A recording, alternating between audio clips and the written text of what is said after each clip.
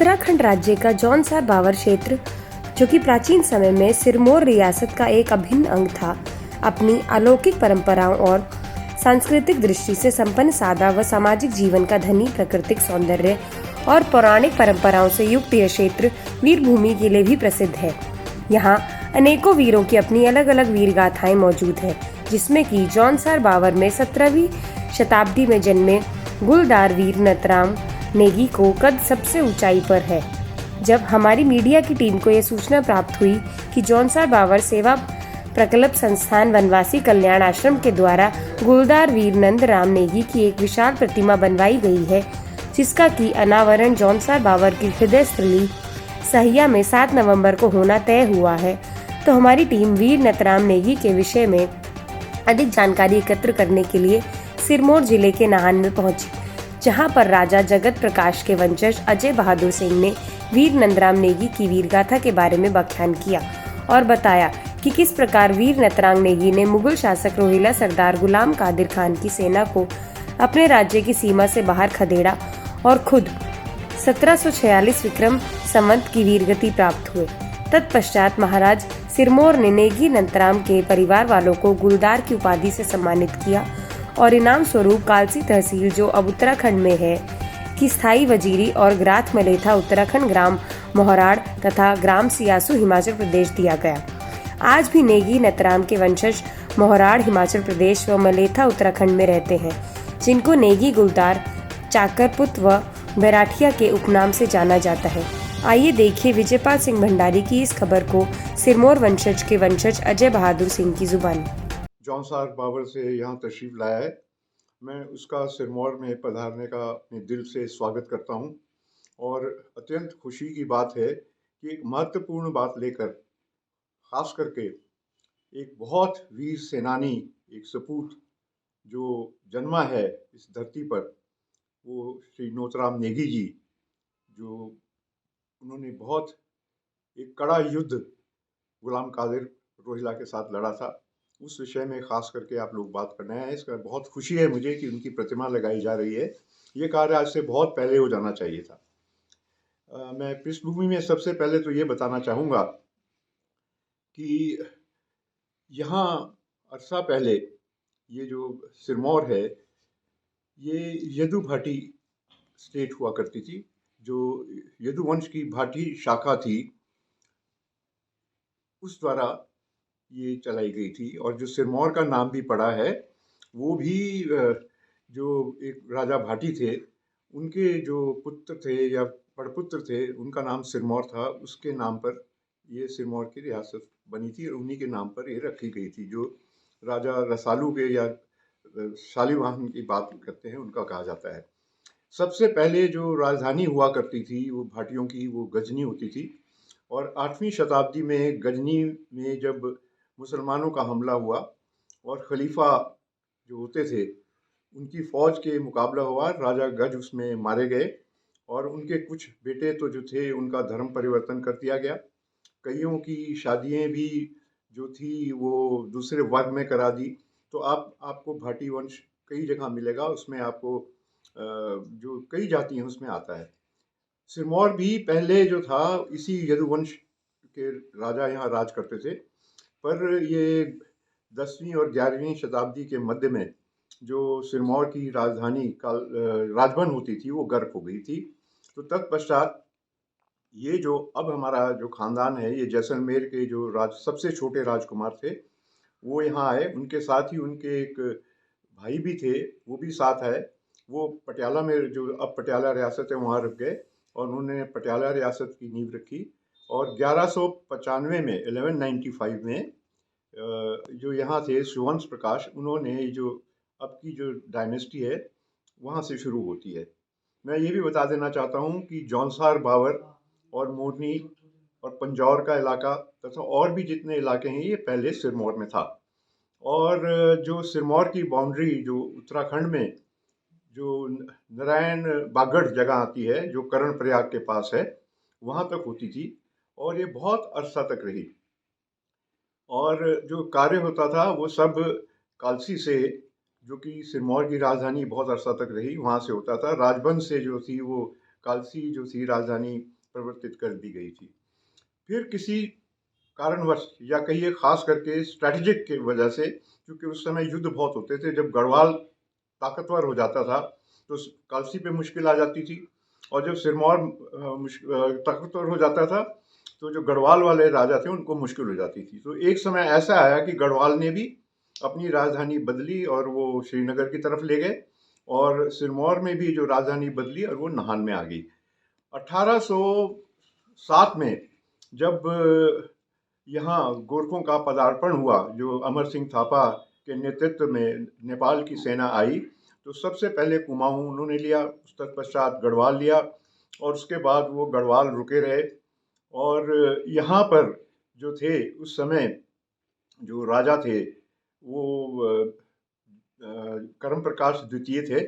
वो कमज़ोर शासक थे, तो उन्होंने मदद करने के लिए गोरखों को भेजा,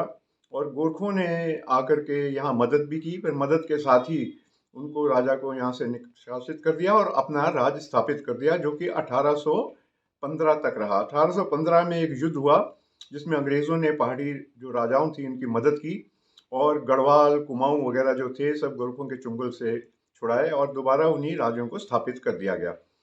उसके बाद जो संधि हुई लॉर्ड विलियम बेंटिक के टाइम में 1816 में, उसके मुताबिक सनदें दी गई सब रियासतों को, और उस सनद के मुताबिक अगर देखा जाए तो 1816 में ये आपका जौनसार बाबर का जो इलाका सिरमौर का था वो काट दिया गया, वो आपके जो थे कैप्टन यंग उनके अधीन कर दिया गया। मोरनी का इलाका काट करके जो मीर साहब थे मोरनी के, जो यहाँ के गवर्नर होते थे, उनको दे दिया गया। खास करके अगर आप बात करें इस युद्ध के विषय में, जो कि टोक्यो का युद्ध जिसमें कहा जाता है, जो कटासन देवी और टोक्यो गांव के बीच में है, वहाँ ये युद्ध लड़ा गया था। उस समय यहाँ राजा जगत प्रकाश जो थे उनका राज था। मैं उनकी 5वीं पीढ़ी में आता हूँ, और वो इस समय यहाँ राज कर रहे थे, और उनकी उम्र कम थी तब, वो 14 वर्ष के लगभग, 14 कहता है कोई, 13 कहता है कोई, 12 कहता है, पर इनकी बहुत बाल्यावस्था थी। तो जब इतनी बड़ी गुलाम कादिर, जो कि बहुत खूंखार माना जाता था, और उस शख्स ने दिल्ली पर भी कब्जा कर लिया था और वहाँ का गवर्नर बन गया था, और शाह आलम बहादुर शाह जो द्वितीय थे उनकी आंखें तक निकलवा फोड़ दी गई थी, उनको नेत्रहीन कर दिया गया था, और उसने जो दुराचार जो शहजादियों के साथ और बेगमों के साथ किया, वो भी एक ऐसा काला पृष्ठ है लाल किले के ऊपर, जो कि सब इतिहासकार भली प्रकार जानते हैं। इस युद्ध में क्योंकि इतनी बड़ी सेना लेके गुलाम कादिर आए, तो यह देखा गया कि कौन इतना योग्य व्यक्ति होगा जो जाकर के इतनी बड़ी विशाल सेना का, जिसने मुगलों तक के छक्के छुड़ा दिए हैं, तो उनको रोका जाए। ये लगभग 1785-86 की बात है। कोई 85 कहता है, कोई 86 कहता है, पर आधा थोड़ा बहुत फर्क है कुछ महीनों का, पर आप ये भी समझ सकते हैं कि 1786 की बात है। तो यहाँ फैसला लिया गया कि इसका कौन मुकाबला करेगा। तो एक यहाँ उत्तराखंड के ही आपके थे, जो कि आपके जौनसार बाबर के थे, भूप सिंह उनका नाम था, वो सिरमौर के सलाहकार रहे, बहुत बहादुर व्यक्ति थे, और उन्होंने बहुत, उनकी सलाह जो थी उस पर सिरमौर दरबार चलता था। तो उन्होंने ये बताया कि एक नवयुवक है जो सिपा सलार है और बहुत बहादुर है, और उसका नाम नोतराम नेगी है। वो अगर बुलाया जाए और वो आते हैं तो आकर के यहाँ उस युद्ध में अवश्य सिरमौर को उससे फायदा रहेगा। और जैसा आदेश यहाँ से दरबार से गया, आदरणीय वीर सपूत नोतराम नेगी जी यहाँ तशरीफ लाए, और उन्होंने जो परीक्षा थी यहाँ से उनसे ली गई थी कई किस्म की, वो से उत्तीर्ण हुए। तत्पश्चात उन्हें सिरमौर की कमान संभाली गई, और वो अपना मर्जी का घोड़ा लेकर, अपने मर्जी का जो हथियार था जो जो उन्होंने छांटे, एक फौज की लेकर, और साथ में उनके जो राजा थे जगत प्रकाश जो बाल्यावस्था में थे वो भी साथ गए, और कटासन देवी पे पहुंचकर वहाँ उन्होंने नतमस्तक हुए, वहाँ पूजा अर्पणा की, हवन किया, और देवी से वरदान मांगा कि हम ये युद्ध जीतें। मैं आपको ये भी बताना चाहता हूँ, ये पहला एक उदाहरण होगा जब उन्होंने देखा कि दो युवक, एक बाल्यावस्था में एक नौजवान, उनको देख करके जब उनकी हौसला देखा, तो जो सिरमौर के अन्य लोग थे वो भी नहीं बच पाए, और यहाँ तक बताया जाता है कि घर से जो सिरमौर की औरतें थी, जो जो नज़दीक के गाँव की पड़ती थीं, वो दरात कुल्हाड़ी लेकर के, जो भी उनके पास गाँव वाले हथियार होते हैं, वो लेकर के स्त्री पुरुष सब उस फौज पर टूट पड़े, और वो यहाँ से गुलाम कादिर की सबसे बड़ी हार हुई और वो यहाँ से निकल गए। पर अफसोस की बात यह है कि जहाँ तक जगत प्रकाश की युद्ध की बात आती है, बाकी इतिहासकार का जो है, फ्रॉस्टर है उसने भी लिखा है, GRC विलियम्स है उसने भी लिखा है, और बहुत से में गुलाम कादिर से हुआ था उसका जिक्र किया है। पर बड़े अफसोस की बात है कि ये इतने बड़े सपूत का जो कार्य है और जो उनका नाम है, वो लोकगीत से, ये भी भगवान का बड़ा शुक्र है कि हम उस लोकगीत को बचा पाए हैं, क्योंकि लोकगीत भी अब धीरे धीरे लुप्त हो रहे हैं, क्योंकि आज की पीढ़ियों को इसमें इंटरेस्ट नहीं रहा। तो मुझे वो आज से कई अर्सा वर्ष पहले जब हम ये देख रहे थे तो मुझे वो मिला लोकगीत, और लोकगीत के भी उसके जो हारुल आपके हमारे यहाँ पहाड़ में कहते हैं, नौतराम जी की हारुल,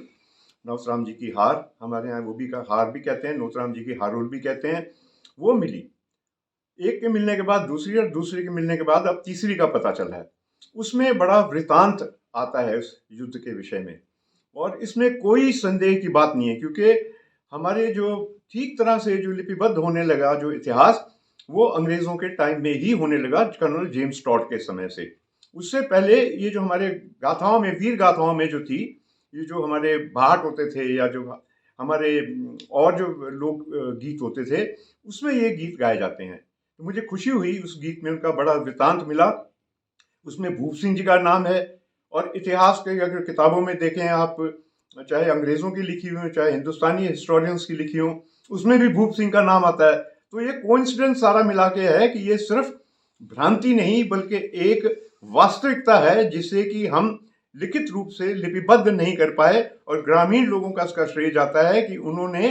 इस बात को अभी तक ताज़ा रखा है। उसमें सिर्फ एक बात है, क्योंकि अतिशयोक्तियाँ भी गीतों में हो जाती हैं। कई बार कवि जो है वो मिलाने की तुकबंदी के लिए या उसके लिए होता है, जैसे फौज अगर बना दी, वो सब मुस्लिम कला वो जो साहित्यकार वो भी करते रहे कि जैसे आप बोलते हैं चींटियों टिड्डी की दल के समान हो गया या उतना हो गया, तो फौज कभी ज़्यादा बता देते हैं, कोई कम बता देता है, तो वो उसमें हमको नहीं जाना चाहिए, पर उसमें कवि की भावना देख करके और उसमें निचोड़ निकालना चाहिए। तो निचोड़ निकल के ये तथ्य है कि ये युद्ध हुआ था, जो प्रमाण है, जिसके साक्षात प्रमाण है। मुझे तो खुशी हुई कि मुझे उनके हथियार भी देखने को मौका मिले, और हथियारों में जो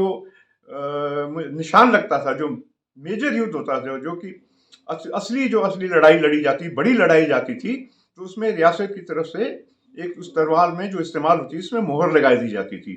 तो उन तलवारों में वो मोहर भी लगी हुई देखी, नौतराम जी के हथियार भी देखे। उसमें एक जो थोड़ी गलत उसमें बात कही गई, वो सिर्फ इतनी है कि जो गुलाम कादिर रोहिला था वो यहाँ नहीं मारा गया था इस लड़ाई में। गुलाम कादिर रोहिला के बदले उनका जो जनरल थे वो मारे गए थे, और गुलाम कादिर रोहिला बहुत बाद में जाके, कुछ ही वर्षों बाद, ये मराठों द्वारा जब लाल किले से निकाला गया, तो लाल किले से वो उसकी परस्त हुआ, और वो भागते हुए यूपी में एक बमनौली जगह आती है, वहाँ वो एक ब्राह्मण के यहाँ जाके उसने शरण ली,